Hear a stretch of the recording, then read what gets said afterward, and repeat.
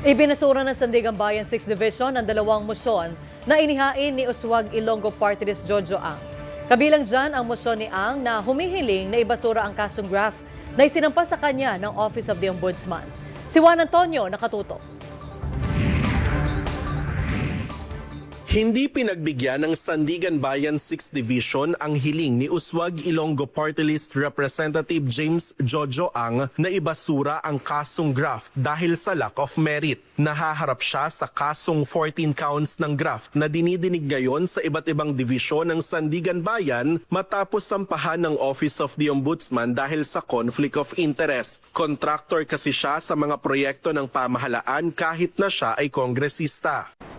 Sa kanyang argumento, sinabi ng mambabatas na walang jurisdiksyon ang Sandigan Bayan sa kanyang kaso dahil bigo ang ombudsman na ilagay ang halaga ng proyektong sinasabi na kanyang nakuha mula sa gobyerno. Pero ayon sa korte, bagamat hindi nakalagay o nakadetalye ang halaga ng nakuhang proyekto ni Ang, nagkaroon pa rin ng pinsala sa gobyerno ang pagpasok niya sa proyekto ng pamahalaan. Hindi rin nakalusot sa Sandigan Bayan ang hiling ng kongresista na motion for consolidation dahil pa rin sa lack of merit. Paliwanag ng korte, bagamat mukhang iisa at magkakapareho ang nature ng kaso, magkakaibaan niya ang mga proyekto. Sa halip rin na mapabilis ang paglilitis, posible pang magdulot ng delay kung pagsasamahin sa iisang korte ang mga kaso ng kongresista. Matatanda ang ilang beses nang ipinagpaliban ng korte ang arraignment sa kaso ng kongresista dahil sa nakabinbinitong mga mosyon sa iba pang graft case. Juan Antonio,